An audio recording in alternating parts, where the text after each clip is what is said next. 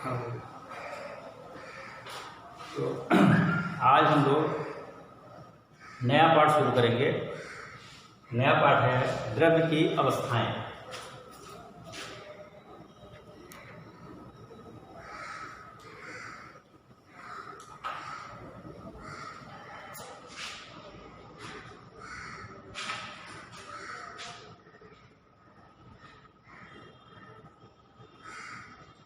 States of matter.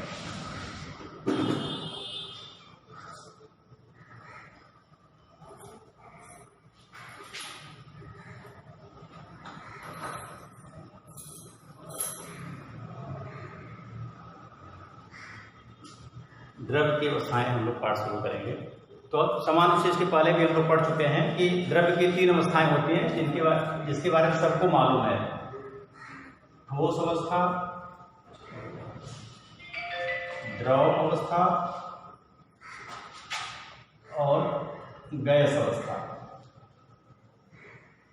हम लोग छोटे कक्षाओं से ही पढ़ते आ रहे हैं। तो ठोस क्या होता है? द्रव्य मतलब पदार्थ होता है, मतलब जिसमें वजन होता है, जो स्थान घेरता है उसको द्रव्य या पदार्थ कहते हैं। तो द्रव्य की वह अवस्था जिसमें पदार्थ का या द्रव्य का आकार तथा आयतन दोनों निश्चित होता है उसे हम ठोस कहते हैं। पहले से मालूम है। ठोस में जो अणु होते हैं या परमाणु जो होते हैं वो पास में स्थित होते हैं।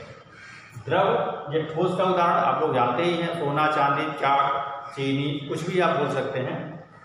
द्रव्य की वह अवस्था जिसमें आकार तो अनिश्चित होता है परंतु आयतन निश्चित होता है। जैसे दूध को, 1 लीटर दूध को अगर हम किसी भी पात्र में अगर डालेंगे तो वह दूध उस पात्र का आकार ग्रहण कर लेगा, लेकिन आयतन तो 1 ही लीटर रहेगा। इसलिए आकार आपका अनिश्चित हो सकता है परंतु आयतन जो है निश्चित होता है, उसे हम द्रव कहते हैं। द्रव का उदाहरण आप लोग जानते हैं, दूध, पानी, तेल, कुछ भी आप उदाहरण ले सकते हैं। गैस द्रव्य की वह अवस्था होता है जिसमें आकार तथा आयतन दोनों अनिश्चित होता है और इसके जो अणु होते हैं वो बहुत दूर दूर स्थित होते हैं। उनके बीच जो आकर्षण बल होता है, अणुओं के बीच में आकर्षण जो बल होता है वह नगण्य होता है, नहीं के बराबर होता है। इसलिए स्वतंत्र रूप से इधर उधर गति करते रहते हैं। तो ये द्रव्य की आपकी 3 अवस्थाएं हैं। आपका टॉपिक है अंतर आणविक अन्योन्य क्रिया।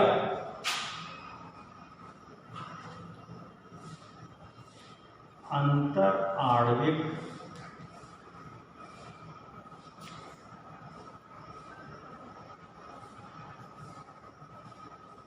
अन्योन्य क्रिया, जिसको अंग्रेजी में बोलते हैं इंटरमॉलिक्यूलर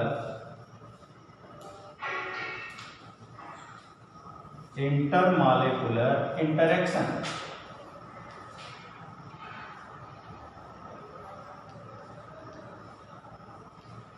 अब यहाँ पर अन्योन्य क्रिया है, हिंदी शब्द नहीं समझ में आ रहा होगा, लेकिन इंटरेक्शन समझते हैं। इंटरेक्शन मतलब एक दूसरे से, जैसे हम लोग आपस में इंटरेक्शन करते हैं तो मतलब क्या होता है कि आपस में एक दूसरे से बातचीत करना इंटरेक्शन कहलाता है। लेकिन यहाँ पर अणुओं के लिए कहा गया है, तो अणुओं के बीच जो परस्पर क्रिया होती है उसको हम कहते हैं, वह अणुओं के लिए इंटरेक्शन है। तो अणुओं के बीच होने वाली जो क्रिया है उसी क्रिया को हम कहते हैं अंतर आणविक अन्योन्य क्रिया। अणुओं के बीच होने वाली क्रिया को अंतर आणविक अन्योन्य क्रिया या इंटरमॉलिक्यूलर इंटरेक्शन कहते हैं। अब यह जब अणुओं के बीच में ये अन्योन्य क्रिया होता है, इंटरेक्शन होता है, तो अणुओं के बीच में जो है एक प्रकार का आकर्षण बल कार्य करता है। मतलब अंतर आणविक अन्योन्य क्रिया के फलस्वरूप विभिन्न प्रकार के बल उत्पन्न होते हैं, आकर्षण बल उत्पन्न होते हैं। वे आकर्षण बल कौन कौन से हैं यहाँ पर हम लोग चर्चा करेंगे। अंतर आणविक अन्योन्य क्रिया के फलस्वरूप जो अणुओं के बीच आकर्षण बल कार्य करता है, उनके बीच किस प्रकार का आकर्षण बल कार्य करता है या किस प्रकार का आकर्षण बल उत्पन्न होता है, तो यहाँ पर उसकी हम लोग चर्चा करेंगे। तो पहला इसमें आकर्षण बल है द्विध्रुव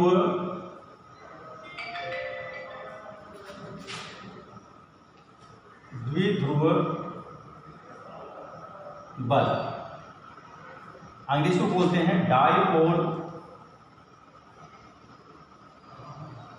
डाइपोल फोर्स। अब डाइपोल डाइपोल फोर्स क्या है? अब यहां पर देखेंगे, यहां पर डाइपोल डाइपोल क्या है? अब यहां पर देखेंगे कि जैसे एक उदाहरण लिखेंगे हम लोग, जैसे हाइड्रोक्लोरिक अम्ल में ये जो बंद होता है, सहसंयोजक जो बंद होता है, तो यहाँ पर एक एक इलेक्ट्रॉनों के साझे से बंध बना हुआ है, तो क्लोरीन की विद्युत ऋणात्मकता अधिक है हाइड्रोजन की अपेक्षा, इसलिए साझे के दोनों इलेक्ट्रॉनों को क्लोरीन अपनी ओर आकर्षित कर लेता है, जिसके कारण यहाँ पर आंशिक रूप से ऋण आवेश और यहाँ पर आंशिक रूप से धन आवेश उत्पन्न हो जाता है। तो जब किसी भी अणु में इस प्रकार से आंशिक रूप से धन आवेश या आंशिक रूप से ऋण आवेश उत्पन्न होता है, इसी को कहते हैं द्विध्रुव। तो यहाँ पर कहा गया द्विध्रुवीय द्विध्रुव आकर्षण बल, मतलब जब द्विध्रुव अणु एक दूसरे के पास आते हैं, देखिएगा जैसे द्विध्रुव अणु है आपका, देखिए प्लस माइनस, एक आपका द्विध्रुव अणु ए हो गया, डाइपोल आपका मॉलिक्यूल ए हो गया, और दूसरा आपका डाइपोल मॉलिक्यूल ए है। तो ये अगर दो द्विध्रुव अणु एक दूसरे के पास आते हैं तो वे एक दूसरे इस प्रकार से व्यवस्थित हो जाते हैं कि एक द्विध्रुव का ऋण सिरा दूसरे द्विध्रुव के धन सिरे की ओर जो है आता है, और यहाँ पर देखिए ऋण और यहाँ धन के बीच यहाँ पर आकर्षण बल कार्य करता है। इसी आकर्षण बल को हम कहते हैं द्विध्रुव बल या डाइपोल फोर्स। इसको एक और नाम से जानते हैं जिसको कहते हैं कीसम फोर्स या कीसम बल। तो एक तो ये हो गया द्विध्रुव बल। दूसरा है द्विध्रुव प्रेरित द्विध्रुव बल। दूसरा देखिएगा द्विध्रुव प्रेरित द्विध्रुव बल।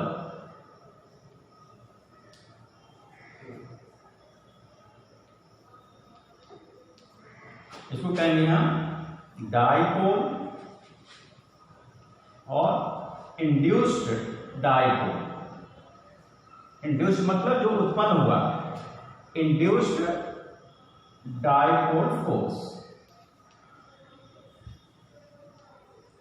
अब देखिए इसमें क्या होता है कि मान लीजिए कोई द्विध्रुव अणु है, एक कोई द्विध्रुव अणु है और एक कोई उदासीन मतलब अध्रुवीय अणु है, मान लिया जाए। ये आपका द्विध्रुव है, देखिए यहाँ पर प्लस माइनस है, और ये आपका उदासीन कोई आपका अणु है या कह सकते हैं अध्रुवीय अणु है। तो जब यह अध्रुवीय अणु इसी द्विध्रुव अणु के संपर्क में आता है तो यह द्विध्रुव अणु जो है वह अध्रुवीय अणु को विकृत कर देता है। विकृत करने के फलस्वरूप इसमें भी द्विध्रुव उत्पन्न कर देता है।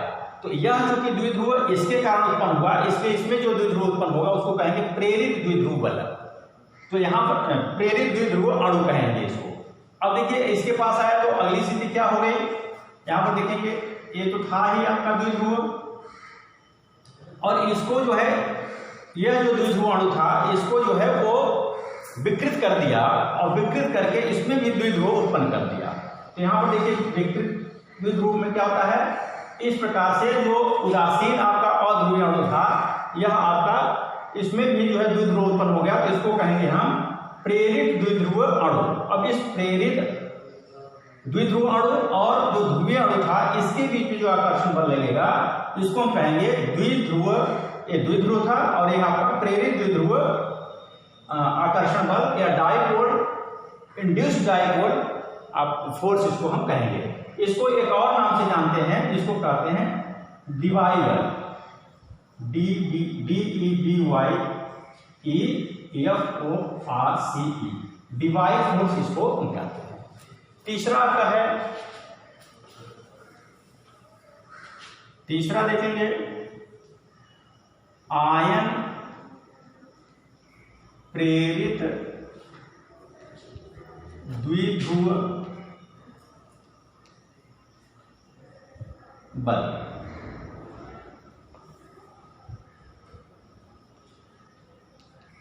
आयन इंड्यूस्ड डाइपोल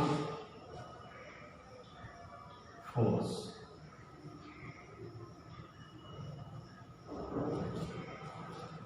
अब यहाँ पर क्या है, कोई आयन मान लीजिए, कोई आयन आपका ऋणायन है चाहे धनायन है, मान लिया जाए कोई भी आयन है, धनावेशित है चाहे ऋणावेशित है, तो यह आयन क्या करता है, किसी अध्रुवीय अणु को विकृत कर देता है और इसमें द्विध्रुव उत्पन्न कर देता है। जैसे वहां पर क्या किया था, द्विध्रुव अणु जो था वह अध्रुवीय अणु को विकृत करके उसमें द्विध्रुव उत्पन्न किया था।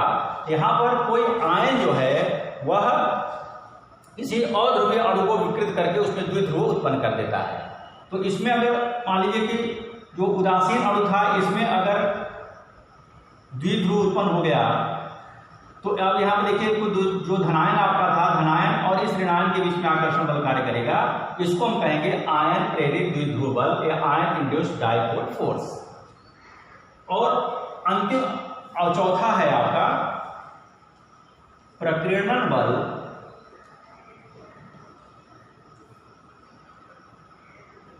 या इसको लंदन बल भी कहते हैं। आगे इसको कहते हैं डिस्पर्सन फोर्स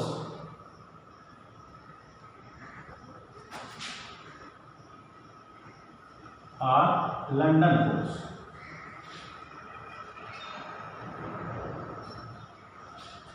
इसको एक और बल के नाम से जानते हैं, प्रेरित द्विध्रुव बल, प्रेरित द्विध्रुव बल।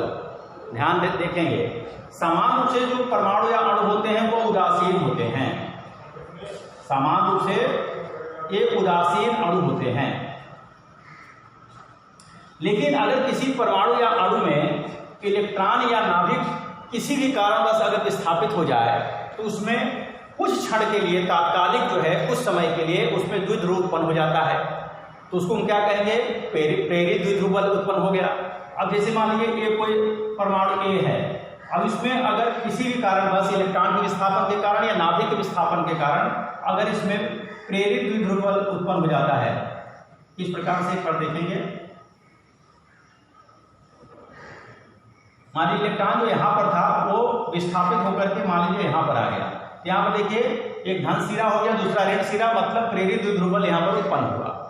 और यह जब उत्पन्न हुआ, जो उदासीन परमाणु था वो उसमें जब प्रेरित द्विध्रुव उत्पन्न हो गया, तो यह जो प्रेरित द्विध्रुव परमाणु या अणु है वह दूसरे उदासीन परमाणु या अणु को जो है प्रेरित करके उसमें भी द्विध्रुव उत्पन्न कर देता है, और उस द्विध्रुव अणु, प्रेरित द्विध्रुव अणु और इस प्रेरित द्विध्रुव अणु के बीच जो आकर्षण बल कार्य करता है उसी को हम कहते हैं प्रकीर्णन बल या लंदन बल, जिसको अंग्रेजी में डिस्पर्सन फोर्स या लंदन फोर्स कहते हैं।